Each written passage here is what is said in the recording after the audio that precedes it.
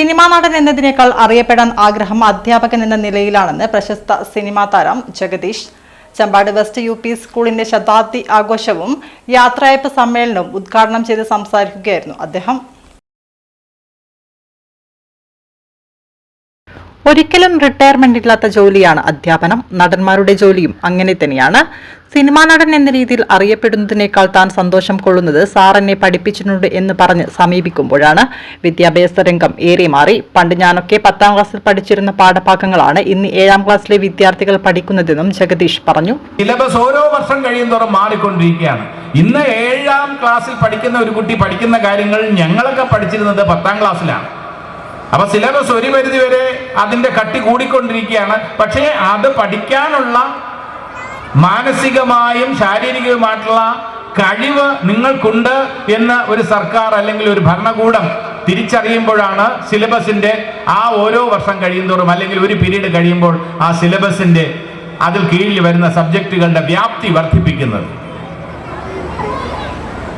അടിസ്ഥാനപരമായി ഞാനൊരു ഈശ്വര വിശ്വാസിയാണ്.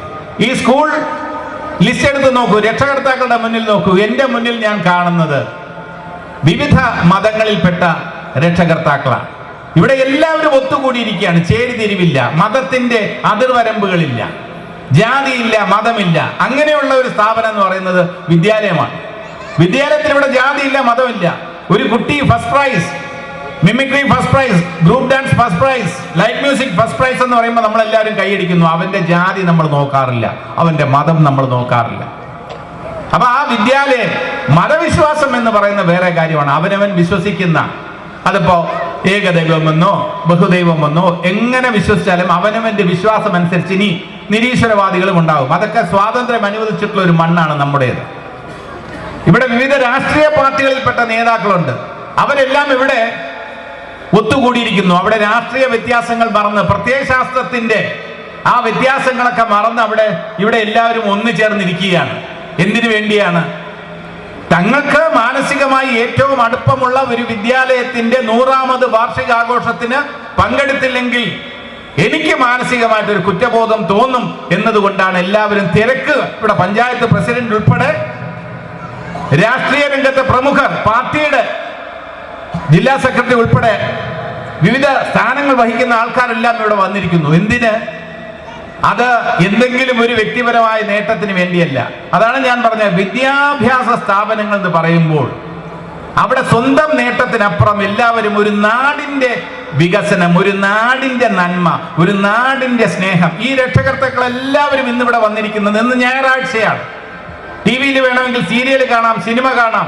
ഇന്ന് ധാരാളം ഓപ്ഷൻസ് ഉണ്ട്, OTT ഉണ്ട്. അതെല്ലാം വിട്ടിട്ട് ഇന്ന് അതിനേക്കാളുമൊക്കെ തങ്ങൾ ചിലവഴിക്കേണ്ടത് ഈ വിദ്യാലയത്തിന്റെ 100ാമത് വാർഷികാഘോഷത്തിന് വേണ്ടി നമ്മൾ സമയം ചെലവഴിക്കണമെന്ന് തീരുമാനിച്ചുറച്ചു വന്നിരിക്കുന്ന രക്ഷകർത്താക്കളുടെ മനസ്സാണ് ഏറ്റവും വലിയ മാതൃകയായി ഞാൻ കണക്കാക്കുന്നത്. സംബന്ധിച്ചിടത്തോളം വിരമിക്കുന്ന പ്രശ്നമേ ഇല്ല.